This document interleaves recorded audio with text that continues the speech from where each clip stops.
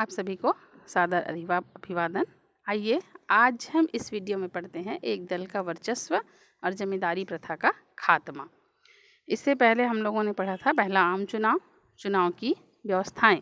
अब हम देखते हैं एक दल का वर्चस्व।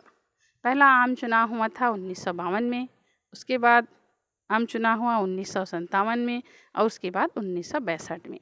तीनों आम चुनाव में कांग्रेस को अभूतपूर्व सफलता मिली।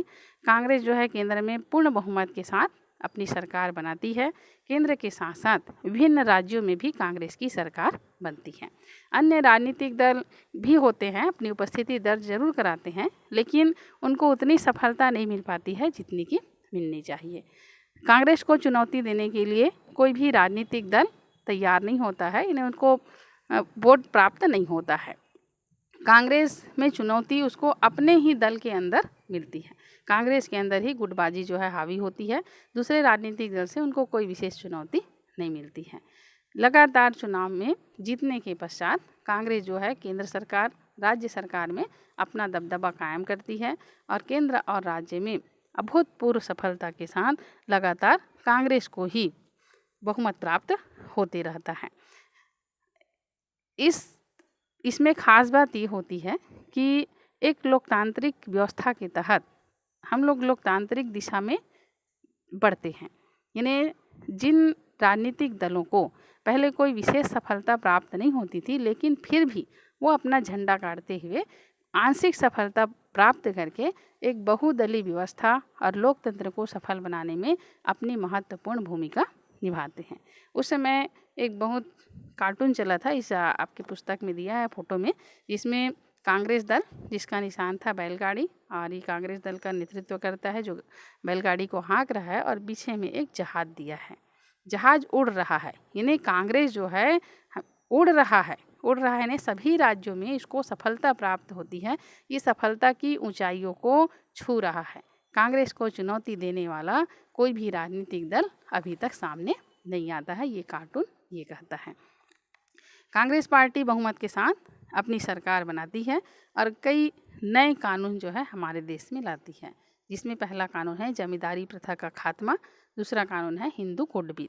हम पहले देखते हैं जमींदारी प्रथा का खात्मा। ये 1949 से 1956 तक अंग्रेजी शासन काल में भारत में अधिकांश भागों में जमींदारी प्रथा थी। जमींदार लोगों के अनेक नाम प्रचलित थे, जिसको जमींदार, मालगुजार, गौटिया, जागीरदार ये आदि नामों से जाना जाता था। जमींदारों का काम क्या था?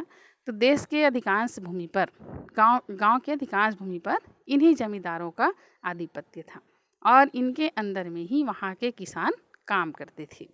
जमीन के मालिक जमींदार थे, किसान उनके अंदर में काम करते थे। अंग्रेजी सरकार के द्वारा जमींदारों को कुछ अधिकार दिए गए थे कि वह किसान से लगान वसूलते थे और लगान वसूल कर कुछ हिस्सा अंग्रेजी सरकार को देते थे, कुछ अपना रखते थे। ये जमींदार क्या करते थे? किसानों से मनमाना लगान वसूलते थे और यदि कोई किसान लगान नहीं दे पाता था तो उनसे उनकी ज़मीन जो है ज़बरदस्ती हड़प ली जाती थी।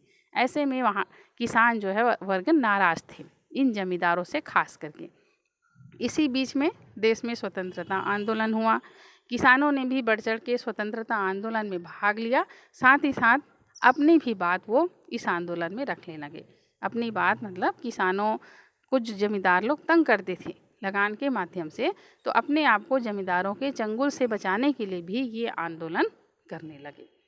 जैसे ही भारत स्वतंत्र हुआ, किसानों को ये आशा जागी कि केंद्र में जो सरकार बनेगी, कांग्रेस की सरकार बनेगी, तो ये जमींदारी प्रथा का खात्मा होगा और जमींदारी प्रथा से संबंधित कानून भी बना। पिछले वीडियो में आप लोगों ने पढ़ा है, जिसमें जमींदारों के लिए ये कानून बनाया गया कि वो अपना भूमि जो है ये किसानों को दे दे, उनका मालिकाना हक दे दे और किसान जो है उन भूमि पर अपना कब्जा करके अपना फसल जो है उपजाएंगे। तो जमींदारों ने इस कानून का विरोध किया, कोर्ट का सहारा लिया, न्यायालय गए। तब बाद में फिर यहाँ पर संविधान में संशोधन किया और जमींदारी प्रथा खात्मा कानून को संविधान के 9वीं अनुसूची में रखा गया, जिसमें किसी भी प्रकार का कोई संशोधन नहीं होगा करके। तो इस कानून से 200 लाख किसान परिवार जो है भारत में लाभान्वित हुए। हालांकि जमींदारों ने येन केन प्रकारेण अपना ज़मीन जो है कुछ हद तक बचाने में सफल हो गए, लेकिन यहाँ पर किसानों को भी लाभ मिला। 200 लाख किसान परिवार जो है इनको अपना ज़मीन मिल गया और ज़मीन का ये पुनर्विभाजन हुआ और किसान जो है फिर अपनी ज़मीन पर अपना फसल उपजाने लगे। तो इस तरह जमींदारी प्रथा का उन्मूलन 1949 से 1956 के बीच देखने को मिलता है। केंद्र सरकार के द्वारा बनाए गए जमींदारी प्रथा कानून के बाद विभिन्न राज्यों ने भी जमींदारी प्रथा उन्मूलन से संबंधित कानून बनाए और देश में प्रायः हर राज्यों में ये जमींदारी प्रथा उन्मूलन से संबंधित कानून बना और हर राज्य में किसान जो है लाभान्वित हुए। तो गरीब किसान और भूमिहीन जो है यहाँ पर कुछ हद तक लाभान्वित हुए, लेकिन अभी भी गरीब किसान और भूमिहीन व्यक्ति आज भी कई राज्यों में हमको देखने को मिल रहा है जो इस लाभ से वंचित रहे। लेकिन फिर भी 200 लाख किसान परिवार को लाभ होना ये भी एक अपने आप में बहुत बड़ी सफलता थी। आज की इस वीडियो में बस इतना ही। कल हम पढ़ेंगे हिंदू कोड बिल।